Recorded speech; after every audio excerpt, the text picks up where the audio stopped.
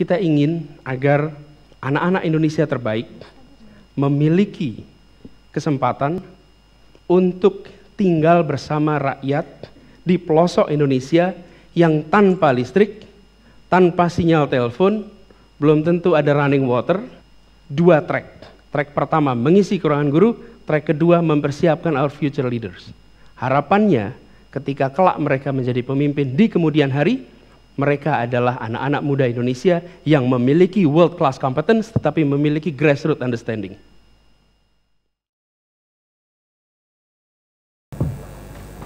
Baik, saya dari Indonesia Mengajar, tapi di sini saya tidak akan berbicara tentang Indonesia Mengajar. Teman-teman bisa melihat di websitenya sendiri. Kami ingin cerita tentang sekolah kami di sana. Kalau tadi adik-adik di sini sekolah di kota, coba kami cerita dulu tentang sekolah di desa. Ini sekolah kami.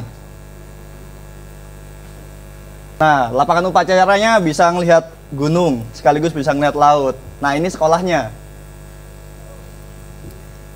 Nah, ini sungkainya. Biasanya kami mandi di sini. Sebagian dari murid-murid kami itu tinggal di balik gunung itu gunung. Di baliknya lagi, kira-kira perjalanan 1 jam baru nyampe ke sekolah. Dia menyeberang sekitar sungai ini 3 kali. Karena sungainya berkelok-kelok, jadi dia harus seberang 3 kali. Nah, ini sungai yang diseberangi. Ini murid saya lagi cari ikan. Nah, ini sungainya. Murid saya lagi mau pulang sekolah ini, ceritanya. Seru kan? Adem, kelihatan laut, segar, sejuk gitu kan. Tapi ada masalahnya. Masalahnya, sungai ini nggak selalu ramah. Ini kalau lagi banjir. Kalau sungai ini lagi banjir, lagi hujan, anak-anak nggak bisa sekolah, pastinya. Mau datang ke sekolah taruhannya nyawa, jadi lebih baik bolos. Nah, anak-anak di sana kebanyakan ketinggalan pelajaran gara-gara masalah seperti ini. Daripada saya nanti nyebrang, tiba-tiba di tengah, nggak bisa pulang, bahaya kan? Nah, ini di satu tempat, di tempat lain ada yang seperti ini. Nah, kira-kira ini apa?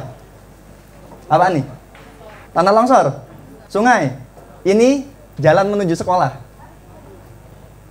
Jalannya nggak pendek ini, sekitar 4 kilo seperti ini semua. Jadi kalau hujan, jadi sungai. Ya gimana anak-anak lewat? Ya sudah lewat situ, lewat mana lagi? Yang lainnya kanan kiri pohon semua, hutan lebat. Nggak bisa dilewati. Nah, ini jalanan ke sekolah juga. Selain buat jalan ke sekolah, juga bisa buat latihan motor cross. Nah, ngeng. Nah, ini kepala sekolah saya lagi latihan motor cross buat nanti malam. Keren kan? Nah, lanjut. Di SD tempat kami mengajar, ada juga yang punya hotspot. Wow, tapi bukan yang ini. Bukan. Ini hotspotnya, lihat. Nah, ini hotspot. Really hot, real spot. Really hot kenapa? Karena cuma ada 1 di desa. Semua orang desa kalau mau terima SMS, gantung di situ dulu. Nah, hot kan, panas. Aku duluan, nggak bisa aku duluan. Gitu. Kenapa spot? Karena kalau geser ke atas sedikit, hilang sinyalnya. Turun sedikit, hilang. Real spot. Di desa. Nah, coba kita lanjut lagi. Oh iya, nggak kelihatan. Di sini kalau mau lihat bulan purnama enak banget. Wah, di lihat bulan purnama kelihatan banget. Terang sekali bulan purnama di sini. Di sini juga nggak kayak tadi. Kalau tadi mau SMS-an harus digantung. Di sini nggak perlu digantung, nggak usah susah-susah. Kenapa? Ini alasannya. No listrik, no cry, no sinyal, santai. Mau digantung di sini nggak dapat. Di sini nggak dapat jungkir balik, nggak dapat. Jadi nggak usah susah kan? Nggak nyari. Udah nggak ada SMS-an di sini. Nah, lanjut lagi coba. Lalu kenapa kira-kira anak-anak ini kami mengajar di desa-desa seperti itu? Padahal kalau katanya orang-orang punya pilihan lain, ya padahal ya memang punya pilihan lain sih. Kenapa kami mau mengajar di sana? Alasannya seperti ini kira-kira. Alasan idealis, anak muda gitu ya. Memenuhi janji kemerdekaan. Wih. Tinggi. Turut ambil aksi nyata, menjadi role model yang menginspirasi anak-anak desa. Jadi role model buat anak desa itu gampang. Ketika teman-teman pengajar muda ini datang ke desa, tiba-tiba anak-anak itu mulai rajin sekolah. Ditanya, kenapa kamu rajin sekolah padahal dulu sering bolos? Saya ingin jadi seperti Pak Guru. Udah selesai alasannya. Ingin jadi seperti Pak Guru, kenapa? Jadi anak sekolahan. Dah selesai. Role model di sekolah, gampang. Tapi ini alasan idealis, alasan yang sering diceritakan oleh Indonesia Mengajar. Teman-teman bisa cari di website masing-masing. Teman saya membahasakannya dengan seperti ini. Nah, Aku ingin melayani negeriku. Ini alasan tingginya, tapi sebenarnya kami punya hidden agenda. Alasan tersembunyi. Kami menyebutnya alasan egois. Sangat privat sekali. Alasan pertama, sebenarnya ketika kami mengajar di sana, sebenarnya kamilah yang belajar. Kami belajar mengenai bagaimana bertata krama dengan masyarakat, bagaimana kami menjadi orang yang dulunya anak muda, anak kacungan kan, baru ingusan, tiba-tiba datang ke desa, dihormati sama orang lain. Kenapa? Karena guru. Nah, bagaimana kami bersiap seperti guru? Jadi guru di sekolah susah, apalagi jadi guru sepanjang hari. Kan kami tinggal di sana. Nah, kemudian lanjut lagi coba. Nah, ini alasannya. Ini apa? MLM? Oh, bukan. Ini bukan MLM. Guru punya 3 orang murid. Muridnya pintar semua. 3 orang murid, masing-masing punya murid. Jadi berapa muridnya? Jadi seperti ini. Nah, jadi sebenarnya kenapa alasan kami mengajar? Salah satunya adalah mengajar adalah ibadah paket hemat. Sekali mengajar, ibadahnya lanjut terus walaupun mati kan? Begitu.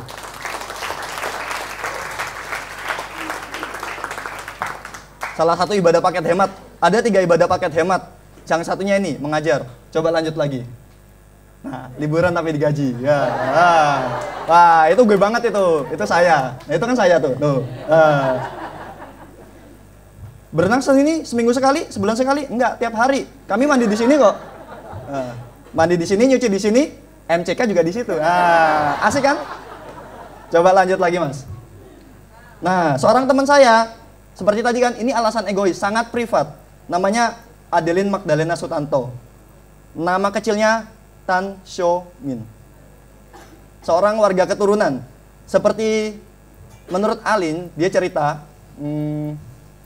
dia dibesarkan dengan paradigma-paradigma yang negatif, baik dari komunitas keturunan tempat dia besar sama komunitas pribumi tempat dia besar. Ya, teman-teman mungkin tahu sendirilah. Sampai suatu saat si Alin ini masuk ITB dan lulus. Akhirnya dia merasa nggak enak, merasa jengah dengan paradigma-paradigma yang ada. Maka ketika dia masuk Indonesia mengajar, dia memutuskan bahwa sebenarnya saya ingin menunjukkan kepada dunia dan orang-orang sekitar saya bahwa saya juga seorang Indonesia. Alasannya dia seperti itu. Nah, tadi cerita tentang alasan kami. Sekarang cerita tentang murid saya. Jangan diklik dulu ya. Murid-murid kami seperti ini. Pada suatu saat, tiba-tiba ada beberapa orang murid itu bolos sekolah. Padahal kan dulunya rajin, tiba-tiba bolos sekolah. Waktu ditanya, kenapa kamu kemarin bolos sekolah? Jaga adik, Pak. Loh, mamamu kemana? Coba diklik sekarang. Mamamu kemana? Mama ke kebun, Pak. Bapak ke kebun juga. Jadi kamu nggak sekolah? Iya, jaga adik. Nah, sejak saat itu kita tahu bahwa anak-anak bolos sekolah gara-gara jaga adik. Ya sudah, kalau gitu coba adik kamu ajak saja ke sekolah. Ada nggak gambarnya di sini? Dikit lagi habis ini. Set. Nah, adiknya juga ikut sekolah.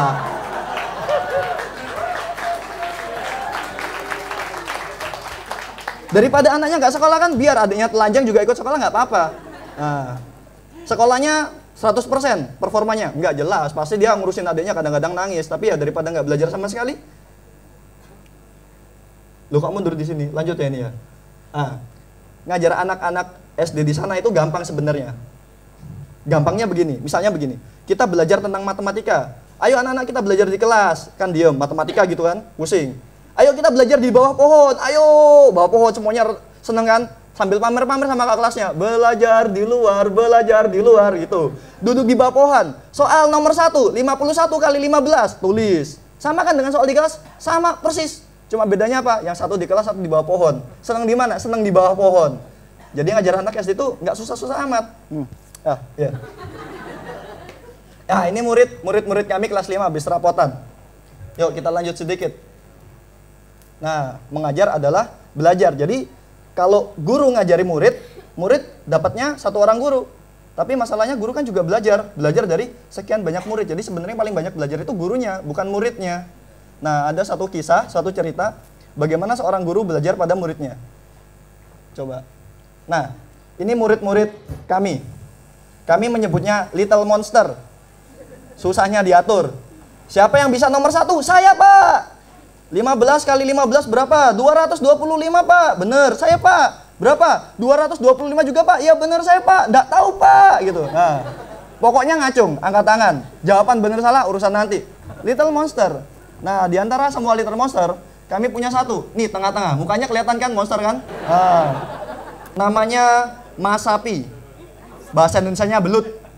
Ceritanya bagaimana? Waktu dia lahir, bapaknya lagi ke sungai cari ikan, sungai yang tadi itu. Terus dia nemu belut besar. Waktu di rumah, belutnya diukur sama anaknya. Kepalanya anak itu segede kepala belut. Namanya Masapi. Nah, ini lahirnya. Nama adalah sebuah doa. Maka anak ini pun seperti belut, susah dipegang ekornya kan? Lari kemana-mana. Nah. Masih ingat cerita sungai yang tadi? Lagi banjir kan? Anak-anak nggak bisa sekolah. Kalau sungai lagi banjir, nggak cuma anak-anak yang nggak bisa sekolah, guru-guru juga nggak bisa sekolah karena guru-guru nggak tinggal dekat sama sekolah. Cuma pengajar muda yang tinggal dekat sekolah. Nah, hujan, banjir, sekolah sepi. Setengah anak masih masuk, tapi guru nggak ada yang masuk. Nah, waktu itu pusing pengajar mudanya. Bagaimana ini? Seperti ini sudah seminggu guru nggak masuk karena hujan terus.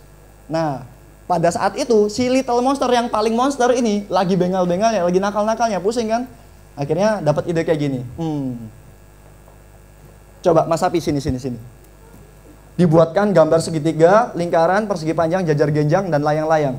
Mas Sapi, coba tolong kamu ajarkan anak-anak kelas 1, 2 membuat segitiga, layang-layang, dan segala macam ini. Setelah itu tempel di kertas, kertasnya dipotong-potong. Oke Pak, dipotong-potong. Nah gurunya ngajar di kelas lain, masuk ke kelas 5, masuk ke kelas 4. Mas Sapi ngajar. Anak-anak kelas 1, 2 itu kan nggak bisa bahasa Indonesia, susah ngasih taunya, tapi gara-gara Mas Sapi orang di sana bisa bahasa lokal, jadi dia pinter ngaturnya. Anak-anak kecil tadi itu nurut sama Mas Sapi yang paling monster ini. Nurut, nggak tahu ya nurutnya takut atau gimana, pokoknya nurut lah ya. Tapi ada suatu hal yang menarik ketika selesai saya datang kan. Bagaimana Mas Sapi? Beres? Sudah selesai semua Pak? Mana buktinya? Ini buktinya. Ditunjukin. Nah, itu hasilnya. Bosnya dia.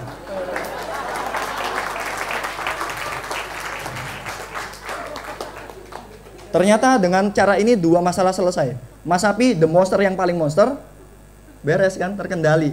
Anak-anak kecil, little monster yang paling little, beres juga. Nah, tapi ada suatu hal yang membuat saya baru nyadar bahwa sebenarnya penghargaan itu membuat orang hatinya lembut. Mas Sapi yang begitu keras dikasih tahu guru sering ngelawan, sama teman suka mukul. Ketika anak-anak kecil ini bilang, "Terima kasih Mas Sapi." Dia jalan sambil malu-malu begini. Apakah sejak saat itu Mas Sapi tiba-tiba jadi anak baik? Enggak, itu cuma di film.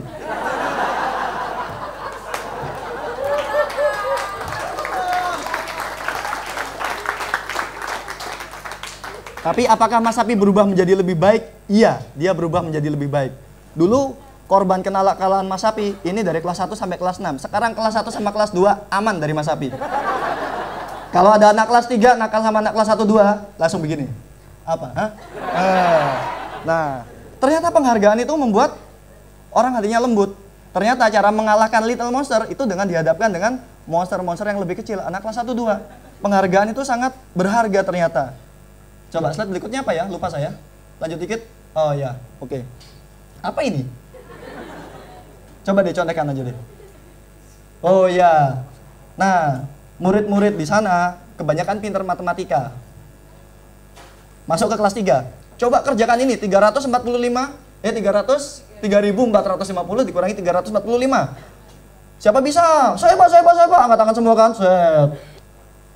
Nah, ada seorang, bingung kan? Oh ya sudah, kamu, Haryanto. Gampang Pak, Haryanto maju ke kelas. Terus dia mengerjakan.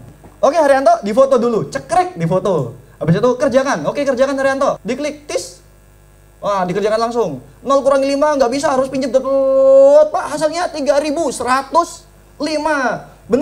Bener Pak. Karena Haryanto sudah berani maju dan Haryanto sudah bener, kita beri dengan 2 tepuk. 2 tepuk mulai. 1, 2. Nah, Haryanto senang kan?